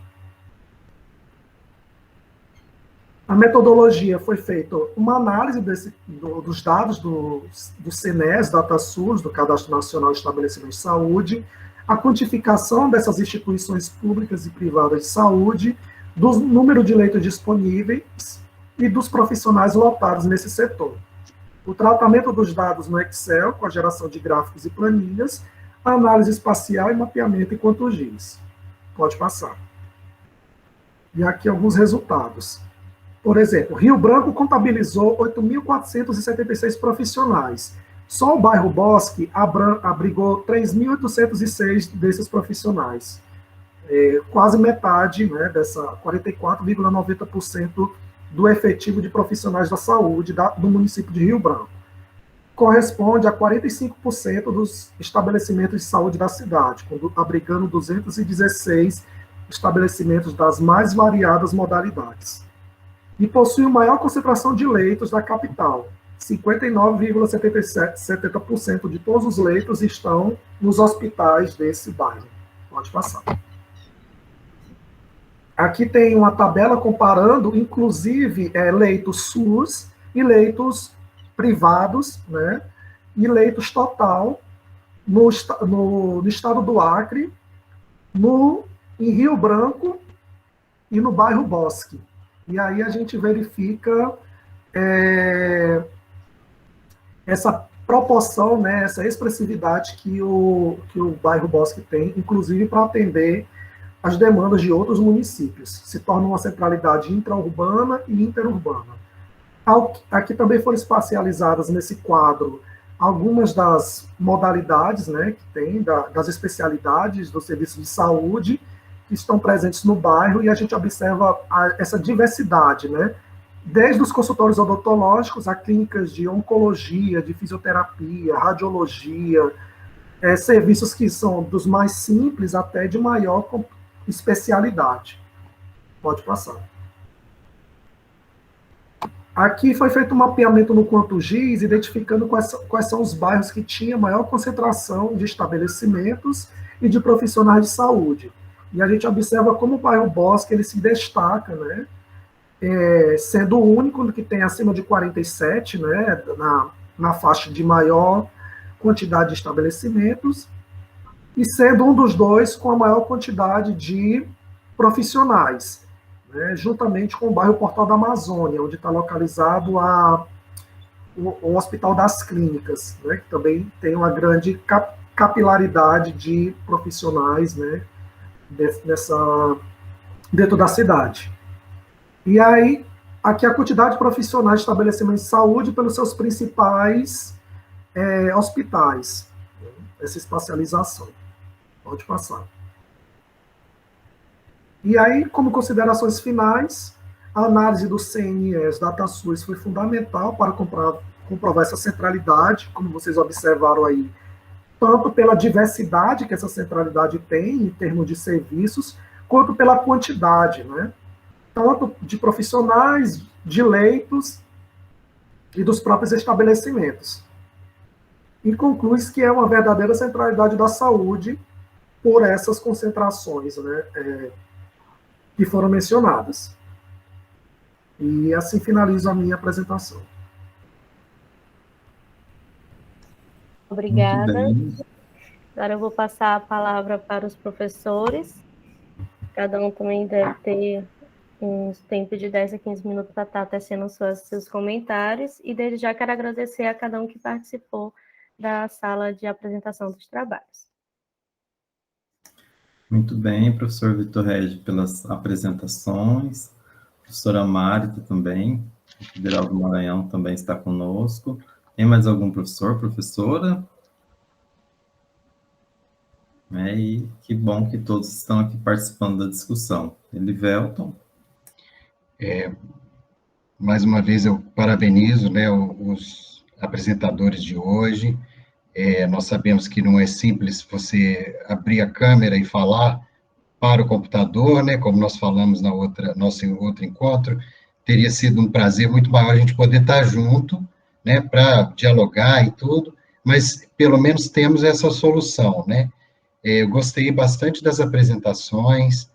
Eu acho que o nosso eixo foi bem contemplado, um eixo bastante com um quórum muito grande também, né, nós temos aí 23 pessoas assistindo, né, vamos colocar 20, né, porque temos nós 3 da organização, e assim, trabalhos muito bem feitos. Algum tempo atrás, a gente via, né, que a geografia não queria colocar muito a mão nesse vespeiro da saúde, né, e também da questão da geografia quantitativa, que hoje, com os softwares, com a popularização das tecnologias, né, de geolocalização, de informação, de comunicação, tem tornado os trabalhos cada vez melhores, né. Eu acho que a gente pode abrir para perguntas, né, Arcanjo, dos outros participantes e entre si, e a gente fazer alguma pergunta também para algum estudo que foi interessante, né, perguntar, tiver alguma dúvida. Pode ser, Ianca? Sim, pode ser. Então, vamos lá. Parabenizo a apresentação de todos também, né, e o quanto que é rico essa abordagem, né? Mesmo se os gestores vão ou não, né, se importar e considerar isso depois na tomada de decisões, mas essa parte, enquanto ciência, também a gente executa, né, mostra onde estão as concentrações de serviços, profissionais, doenças, as ferramentas que existem, né, como que se dá esses processos, os padrões espaciais, como que isso muda, né, essas concentrações ao longo do tempo. Então, são possibilidades muito, muito ricas também da gente analisar a dinâmica do território. Quantifica e depois faz a geografia crítica em cima dessas tabulações, né? Eu, o professor Elivelto e todos os demais estamos esperando perguntas, né? Já que todo mundo está interessado nessa mesma discussão temática, dados e análise, então a gente não quer monopolizar a tarde. Nos últimos 30 minutos. Professora, tem uma pergunta, pode ser? Sim. Primeiro eu vou me apresentar, meu nome é Carolina, eu também sou professora aqui no Instituto Federal do Rio Grande do Sul, trabalho com a geografia da saúde já há mais ou menos uns 10 anos, né? E eu sou uma extensionista muito visionária, assim, sabe? Eu vou para uma linha um pouco diferente da extensão, então a minha dúvida vai bem ao encontro do que você acabou de falar, entendeu? Eu achei as pesquisas que foram apresentadas aqui hoje muito boas, mas até que ponto o que está sendo produzido, né, está chegando lá na outra ponta, né, que é a prefeitura municipal, ou no caso, né, do estado, que tinha alguns que trabalham com o estado do Acre ali também, né? Esse é o meu questionamento, entendeu? Se houve algum tipo de entrega, né, desse dado, dessas produções para a prefeitura ou para a secretaria, se eles estão sabendo que isso aí existe, entendeu? Para que eles possam, de fato, né, realizar alguma intervenção ou melhoria, né, no sentido de política pública para aquele local.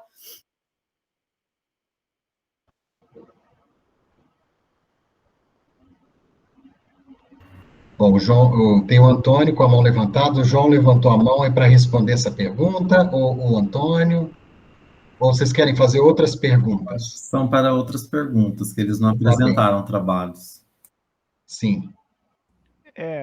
Boa tarde, primeiramente. Eu me chamo Antônio, sou geógrafo e sou mestrando do programa de pós-graduação em Geografia da UFGD. Trabalho no departamento de geoprocessamento da Prefeitura Municipal de Dourados.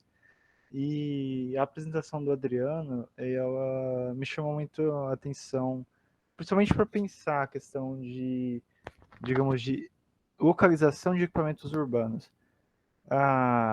O uso do geoprocessamento para poder tentar disseminar, digamos, ou tentar melhor localizar os equipamentos urbanos, ele tem se apoiado muito, ou tem usado muito um pouco da arquitetura, um pouco do planejamento, mas trazer isso para o centro da discussão eu acho muito interessante, porque uma realidade de Dourados por muitas vezes, uma unidade básica de saúde, por exemplo, mas isso acontece com outros equipamentos urbanos, elas são posicionadas em locais onde não necessariamente tem o público-alvo para aquela unidade, ou não necessariamente é a melhor localidade para aquele bairro. Muitas vezes elas não consideram, por exemplo, as linhas de transporte coletivo para ter aquela localidade. E o Adriano, e junto com os outros colegas que participaram do trabalho, ele fala de uma justiça socioespacial e de como a instalação das unidades básicas de saúde pode proporcionar uma maior equidade. E no caso da área de estudo dele, por ser uma área grande e, a princípio, com um bom número de unidades de saúde, pelo menos se mostra um atendimento mais, digamos, mais abrangível, com um direcionamento mais específico para os públicos. Mas em muitas cidades, por exemplo, Dourados, eu não sei quantos habitantes tem na cidade, mas Dourados tem em torno de 280 a mais mil habitantes, e as áreas e as localizações entre uma unidade e outra não respeitam a forma como os bairros vão se constituindo e vão crescendo, não leva em consideração necessariamente o adensamento populacional e as especificidades desse adensamento populacional. Então, às vezes, uma unidade de saúde está a 2 km de distância do seu público-alvo, pegando as regiões de abrangência de cada unidade de saúde, mas às vezes tem, digamos, tem uma muito próxima, mas não tem essa disparidade, assim.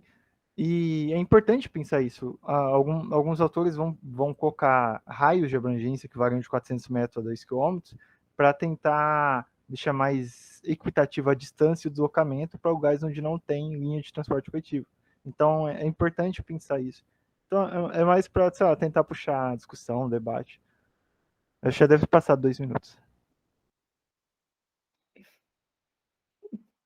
Eu creio até que a inserção dos polígonos de Voronoi aí daria uma relação interessante, né? Para a gente ver quais seriam as áreas mais carentes, né? E calcular as densidades que tem dentro dessas áreas de influência, dentro desses polígonos, né?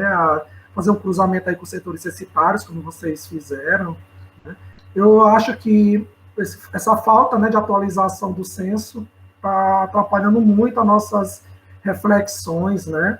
Fazer um cruzamento de acessibilidade com a geografia da saúde para os idosos, as áreas da cidade que tem alguma maior acessibilidade, né? Verificar as concentrações dessas populações dentro da cidade, a mobilidade dela ao longo dos censos, né? São coisas interessantes para a gente propor, né, medidas para a geografia da saúde. Eu posso responder a Carolina também, já pegando aqui o gancho. Carolina, assim, o meu trabalho, na realidade, eu fiz um projeto PIBIC chamado Banco de Dados dos Municípios Acreanos. Então, a parte da saúde foi um caderno específico que a gente estava fazendo essa coleta de informações.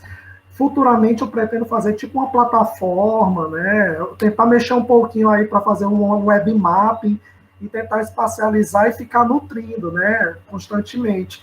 Porque assim é uma forma da gente dar uma contrapartida social também, né? Às vezes a prefeitura não pega, mas uma pessoa que está fazendo uma pesquisa, né? É uma contribuição, né?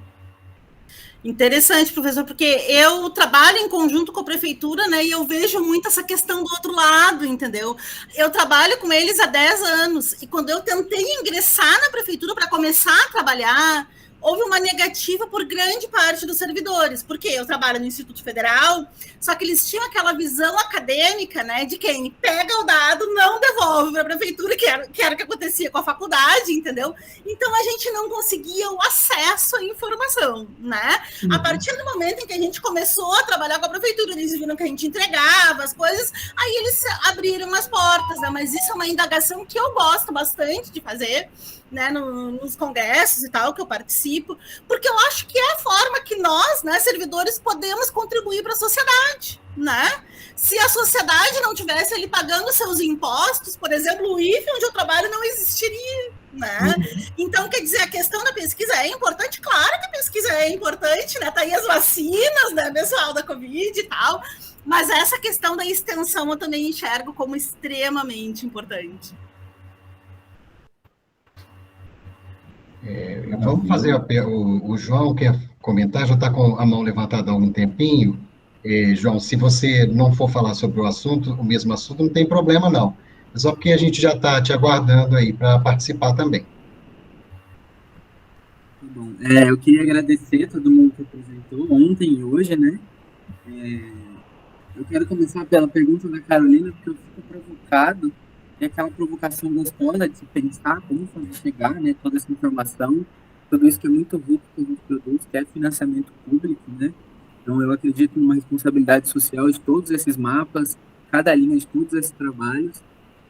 E acho que uma coisa para a gente pensar, eu ouvi em algum lugar, ou eu li, se eu li eu não lembro aonde, por isso eu que todo mapa de saúde, ele é feito para a saúde, porque esses dados foi pego por um agente de saúde, por uma pessoa no postinho, qualquer coisa. Então, a gente tem que sempre pensar que todos esses dados que a gente pega no Datasource, que pega no Sinocom, qualquer base, né, que tenha como referência a saúde, eles são mapas para a saúde, né?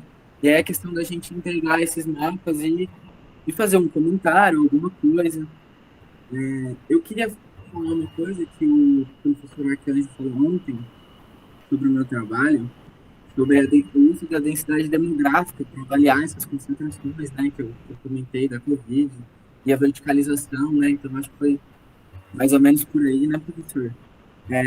Eu usei a densidade demográfica, mas ela acaba que não explica muito, né, esses dados do censo, e é o que o colega Vitor trouxe na exposição. A gente olha para um fenômeno em 2020 e 2021, um retrato de uma população de 2010, né? Então é muito, muito complexo tudo isso. E aí me foi sugerido também uma qualificação, sabe, do TCC, que usasse de uma análise da assimétrica para poder fazer esse mapeamento das densidades demográficas, porque muitas vezes um setor censitário ele é grande e não tem quase nenhum habitante, né?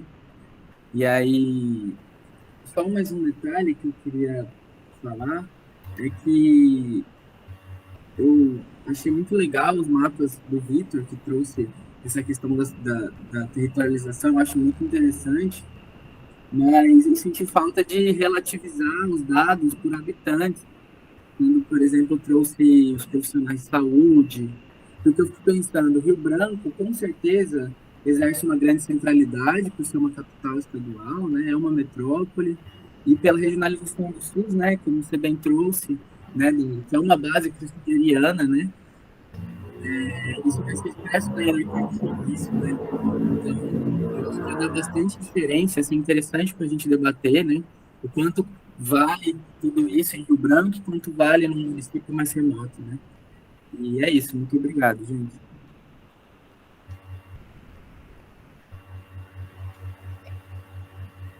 Vou passar a palavra para a Ianca ou vou deixar o Vitor responder? Se o Vitor quiser logo responder, então, tudo pode bem. ficar à vontade. Tá bem, Ianca.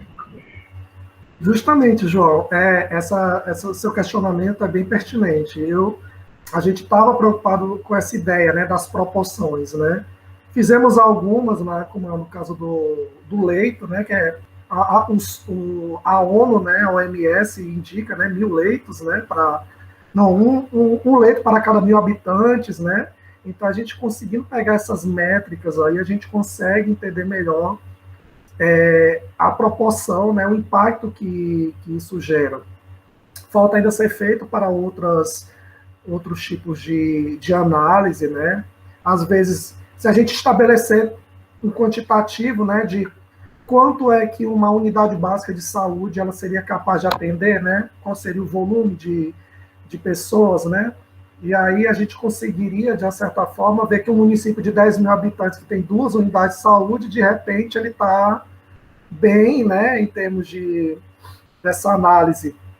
E também tentar fazer aí um peso, né, atribuir pesos diferentes para cada tipo de complexidade, para cada tipo de serviço, né? Aí geraria aí um índice futuro, quem sabe. Aí eu só tenho uma sugestão em relação lá às unidades de saúde espacializadas. Pode pegar também a malha viária.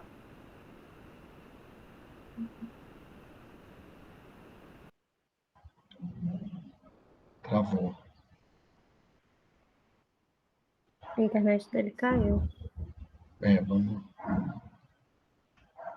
aguardar um pouquinho. Travou.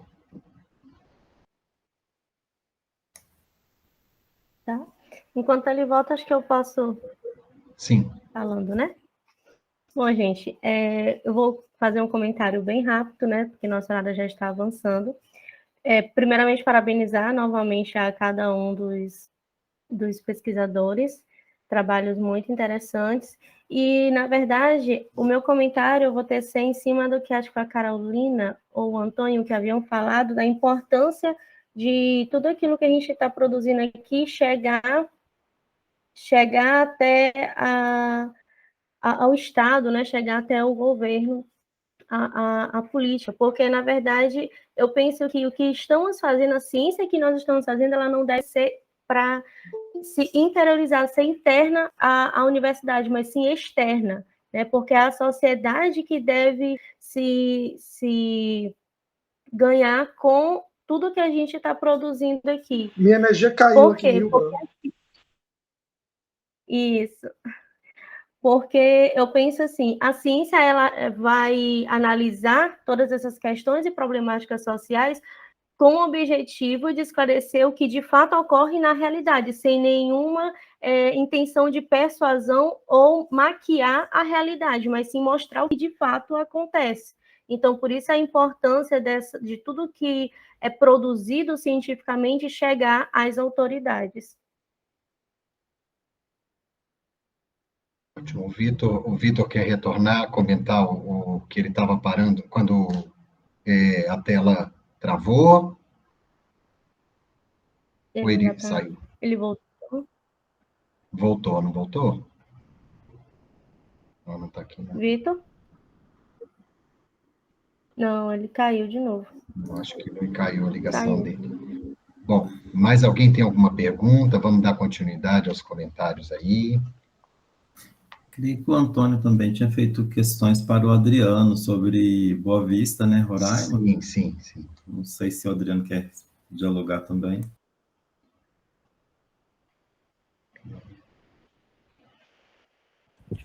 Bem, professor, a questão aqui da minha pesquisa, né, da nossa pesquisa aqui em Boa Vista, Roraima, foi uma pesquisa bastante complexa, né, até mesmo pelo que já foi elencado, pela falta de dados do censo, por outras vertentes também que acabam que prejudicam, né, o trabalho.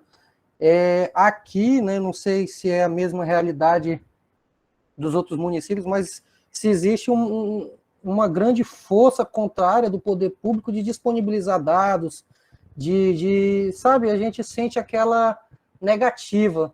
Quando você chega lá, que é da universidade, é um pesquisador, eles já lhe olham com o olhar de quem vai apenas criticar o sistema, e aí acaba que onerando um pouco a pesquisa, né? Mas só que aí também, de contrapartida, a gente disponibiliza todas as dissertações de mestrado do nosso programa, busca ter esse cunho social, as pesquisas que envolvem comunidades indígenas ou ribeirinhas, elas vão sendo disponibilizadas para as comunidades também, para que fique como um retorno para aquela comunidade, assim como foi o caso dessa também, né?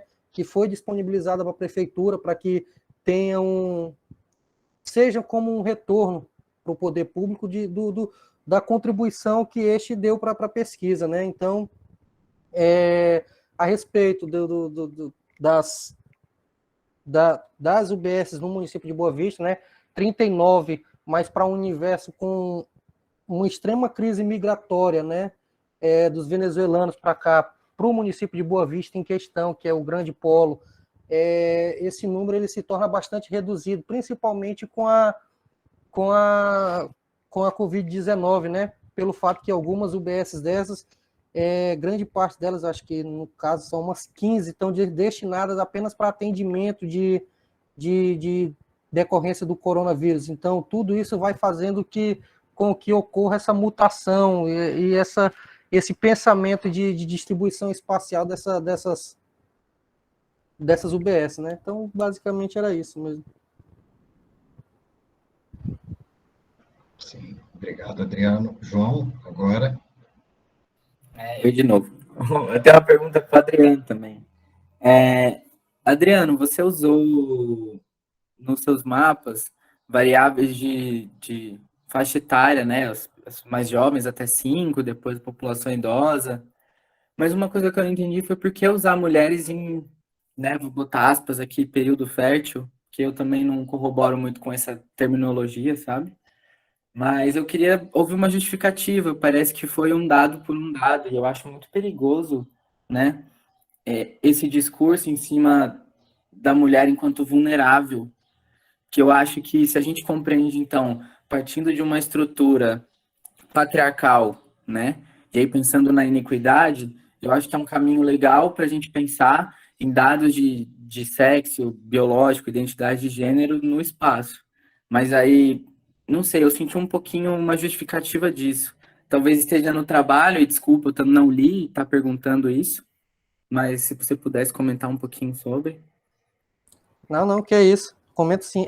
Utilizamos esse critério, né, pelo fato de que a mulher, no período gestacional, ela demanda um maior assistencialismo governamental por conta do pré-natal, o período pré e pós-parto e tudo. Então, para que essa mulher se desloque, né, assim como também o idoso, eu até coloquei um do lado e outro do outro, né, mulheres de idade fértil e idosos acima de 60 anos. Essas pessoas ela têm uma certa locomoção, mais limitada, entende? Então, foi por isso que a gente utilizou para que colocássemos para desenvolver esse mapa. Então, foi pensando nessa limitação, foi pensando nessas possibilidades de atendimento que essas pessoas venham a necessitar, né? Atendimento de pré-natal, pós-natal, o período pré e pós-parto. Então, ela se torna-se aqui, no meu ponto de vista, né, um tanto quanto mais necessitada de assistencialismo. Então, para que essas pessoas, para que essas mulheres, né, no caso, estejam em áreas com uma distância equivalentemente alta, né, no caso, vamos dizer assim, um pouco distante dessas UBSs, elas teriam que se locomover, pegar transporte público, que muitas vezes aqui é um tanto quanto precária a situação, né, no município. Então, por isso que esse grupo entrou na pesquisa. Não sei se foi claro. Pessoal, já levantei a mão, que eu sou avaliador e tudo, mas eu também tenho que levantar a mão para falar, né, educadamente, claro. Eu queria só ressaltar uma coisa, que o João disse que os dados são de mulher em período fértil. O dado oficial do Ministério da Saúde é um dado de mulheres em idade fértil, que é de 10 anos a 49 anos de idade, né? E o Adriano também teve um pequeno detalhe no comentário sobre o dado, a gente que conhece não pode deixar passar, né? Que é a questão da gestante. A gestante não é a mulher em idade fértil, tá? A gestante também tem o dado do Ministério da Saúde sobre gestantes. E aí o que acontece? Quando você analisa o dado de mulher em idade fértil, pressupondo que é o dado da gestante, puérpera, ou a mãe recente, né, que a criança tem até 1 ano de idade, tem uma certa confusão. Eu acho que poderia pensar em sim, não assistencialismo, né, porque o SUS não faz assistencialismo, ele faz assistência à saúde universal e constitucional. Então, pensar em assistência à saúde para a mulher em idade fértil pode sim gerar políticas específicas de saúde, né? Não é assistencialismo, não é mulher em período fértil e não é gestante, puérpera ou mulher com a criança de até 1 ano de idade em casa, tá bom, gente? Só para tirar um pouco dessa questão porque muitas vezes, por desconhecer a propriedade do dado, a gente faz um mapa que não está tão fidedigno, né? Só para comentar isso daí em geral, né? Para ficar mais claro. Mais alguém, gente, quer comentar alguma coisa? A gente pode fazer um encerramento? Como é que a gente vai proceder agora no final? Ianca e Adeir? Eu acredito que agora a gente pode passar a fala para os avaliadores, tecerem seus comentários e também estar finalizando as suas falas. Professor Adeir? Na verdade, seria um comentário rápido também, igual eu fiz da outra vez, né, porque são questões que eu destaquei pontuais. Uma delas era justamente isso, né, sobre o trabalho do Adriano, que essa diferença entre assistencialismo e assistência aos cuidados em saúde, que a gente tem que, esses ismos, né, toda vez que a gente pensar na palavra, nesse término ismo, a gente sempre estudar e buscar essa origem da palavra porque as sensibilidades hoje estão bastante complexas também e buscar entender se é de fato um paradigma, né? Porque às vezes não são só sensibilidades, são paradigmas, modelos mesmo aí que orientam. Então, assim, tentando seguir um pouco a ordem, né? A Ianca, ela coloca no slide uma citação do Rodrigues, e ela coloca assim, ó, geografia mais medicina igual geografia da saúde. E lá na citação de Rodrigues, talvez ele diz assim, olha, atravessa nessa discussão da geografia e da medicina, atravessa esse fazer, pensar da geografia da saúde, só para pensar esse detalhe aí da apresentação. Os painéis de saúde, né, os painéis, na verdade, de dados e análises do Rio de Janeiro para várias áreas ambientais, urbano e saúde, refletem também muitas possibilidades que há aí no estado do Rio de Janeiro, que investe bastante nesses painéis, e ao mesmo tempo até pensando aí para o futuro. Será que todos esses investimentos em pacotes de análise de dados e análises espaciais resulta em práticas, né, e ações e políticas públicas mais efetivas, ou as mortalidades são iguais ou até piores? Então, assim, só para continuar a reflexão. O trabalho também, né, da professora Maria José e da Juliana, né, que apresentaram sobre essa ferramenta, que às vezes é uma ferramenta que parece ser muito simples e como as autoras colocaram, mas que às vezes, dependendo do tipo de estudo, ajuda muito a organizar, né, o trabalho. Só que lá no gráfico 2, ao colocar eu acho que sugere assim, um segundo eixo Y, porque os profissionais da saúde, eles quase que sumiram ali na leitura desse gráfico, então talvez esse segundo eixo aí contribuiria bastante. E os dois trabalhos do professor Vitor Régio, lá no mapa 7, né, ele não está aqui, acredito que era só essa questão também, que até tinha relacionado com o que o João Pedro tinha dito.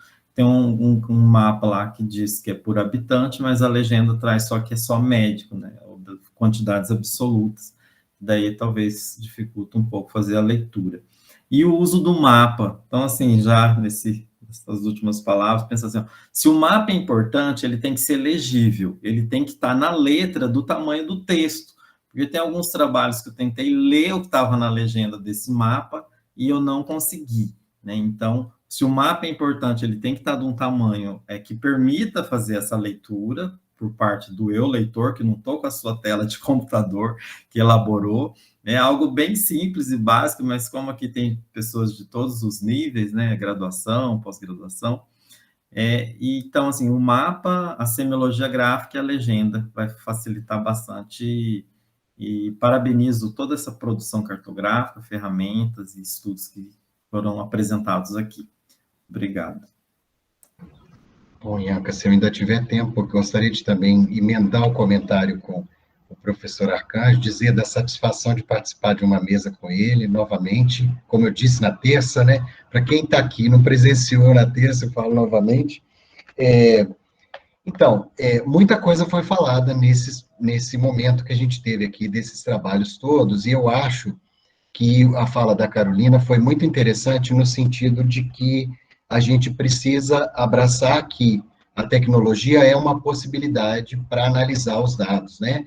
Então, tem toda a questão envolvendo a tecnologia, como preparar os dados, como produzir os dados mais fidedignos, o dado que se tem, né? Que tipo de generalização cartográfica vai ser necessária para a elaboração do mapa, né? Que tipo de convenções, simbologias eu vou utilizar, né? Até a questão das letras estampadas no mapa, né? O leitor vai conseguir ler, como o professor Arcanjo acabou de apontar.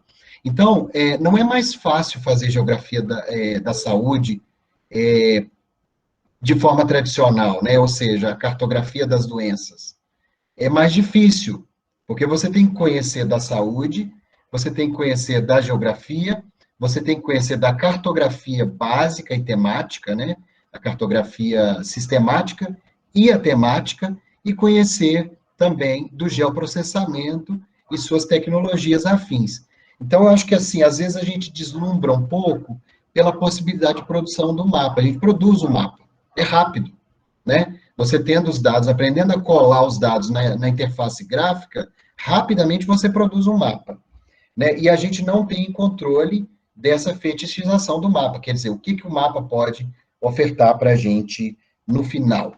E eu gosto de falar sempre que eu acho que o mapa tem uma possibilidade de leitura do espaço pré-análise, analítica e pós-análise também. Então, você pode conversar com a prefeitura, fazer intergestão, interdepartamentalização no município e conversar esses mapas, né? Colocar esse mapa para melhorar, para mudar, né? Não é só ter esse compromisso de mostrar o mapa para a gestão, né?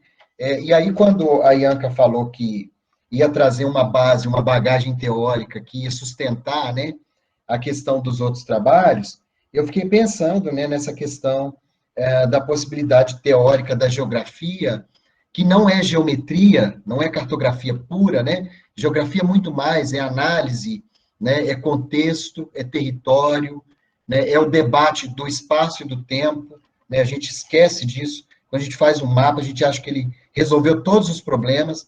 Quando a gente aprende a fazer mapa, a gente nem dorme, né? No primeiro dia.